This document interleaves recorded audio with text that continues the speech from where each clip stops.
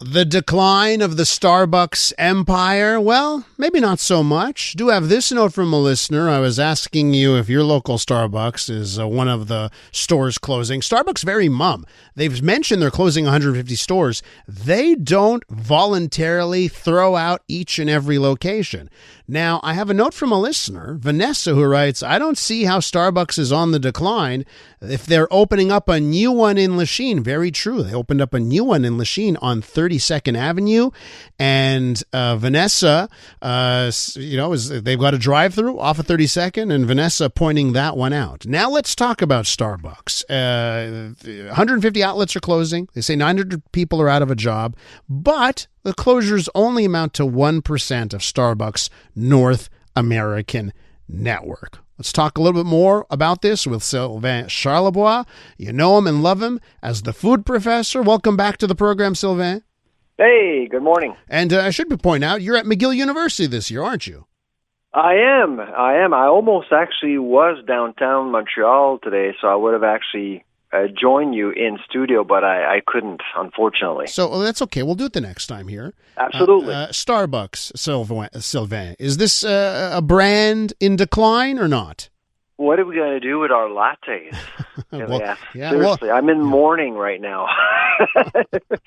Well, I think most of your listeners would agree that going to Starbucks is a tad expensive.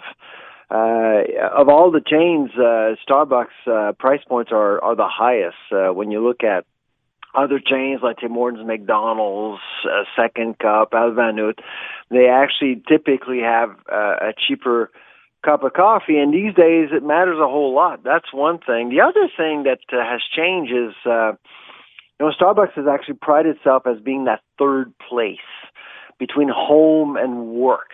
You stop in for a coffee, for something on your way to work or on your way back home. But because of COVID, everything is being redefined. A lot of people are starting to be, enticed to go back to work physically. Or they've actually discovered new rotisseries. I mean, there are tons of great coffee shops, whether it's in Montreal or elsewhere. I mean, there are some choices out there, and people have noticed, and so they've actually redefined what that third place looks like. And Starbucks really has made it a little bit more difficult for people to feel welcome. The washroom policy now. A lot of people are noticing that the furniture is not as nice anymore. Things have changed a little bit at Starbucks. So, and of course, they're cutting costs. They're trying to limit the number of menu items to become more efficient, and so it really compromises what people think of Starbucks in the first place. Does this have more to do with their own mistakes and self-inflicted wounds, or the fact that there are great options out there, that local coffee shop that maybe you feel it's more part of the community? Does it come down to bad decisions or just tremendous competition? I think it's more. I think it's the latter. To be honest, I think Starbucks' legacy is pretty significant. 40 years ago, if you remember, lots of coffee shops offered tasteless coffee. It was just water, colored water. But Starbucks came in with a different flavor, with the Arabica bean, of course, and it forced McDonald's and Tim Hortons and many chains to change their procurement strategy. And that's why coffee tastes a little different everywhere these days. If you go to the U.S., you'll notice if you go to the U.S., some parts of the U.S., they just give you colored water, hot water, really. But in most places now in North America, you have access to stronger coffee. That's the Starbucks legacy. But since then, a lot of independents have actually picked up the pace and are offering really good quality service, good quality products, and a welcoming environment as well. Is there something just about the nature of Starbucks to begin with? Because I should point this out.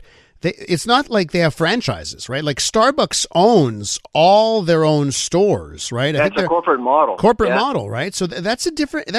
And, I've noticed over the years that they'll open up a location and they will close it right down if it doesn't meet expectations. They move far quicker. And I wonder if you view this announcement, this recent announcement, of just more of that this is a company that really controls everything top to bottom, and they can be a little bit more nimble.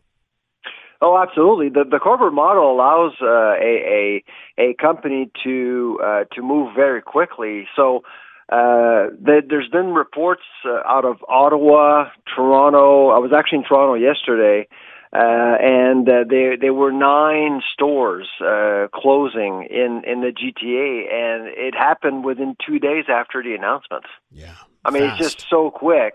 In Vancouver, same thing. I think they saw 10 Starbucks close within 2 days. 10.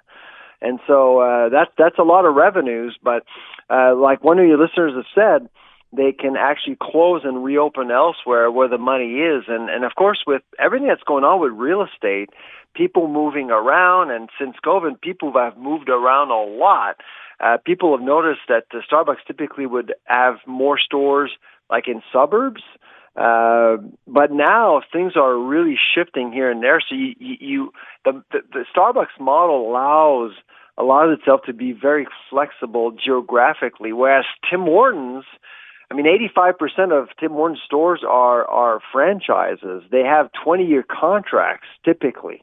So they're stuck with these contracts. They can only just squeeze them as much as the RBI, the portfolio which owns Tim Hortons, will squeeze franchise owners, and hoping that they probably will not renew, or they won't renew the contracts. But it takes time, way more time. I just have to be quick on this one, Sylvain, but I wonder how much of this has to do with labor. In the past, Starbucks has faced like unionization of stores. They've had a contentious relationship with employees at times. How much does labor have to do with these decisions? It's a big deal. I would say a lot of it has to do with labor, because really when you go into a Starbucks, you would notice it's like a beehive, lots of people moving around, and but the market is changing. A lot more people don't want to stick around at the Starbucks. It's a grab and go place now. If you know, I've been to Starbucks, and you see a lot of people ordering online, and they go and pick up their cup and they're on their way, and that's it. And the drive-through is a big money maker. So the way you support your outlets is very different. But coffee, I know coffee is getting more expensive, so they're very careful with that, but it's not necessarily the biggest factor. I would agree with you, Elias, but it's probably labor. Sylvain, we're going to have to leave it there. Come to our studios real soon, okay? All right. Take care. Bye-bye. I'm Dylan Playfair. And I'm Tyler Smith. We're putting loneliness in the penalty box by talking to some of our favorite athletes about the importance of friendship. This is Bromance. Bromance is brought to you by Charm Diamond Centers, proudly Canadian-owned and operated. Charm has been part of your love stories and bromances for over 50 years. And you can find Bromance on the iHeartRadio network or wherever you get your podcasts.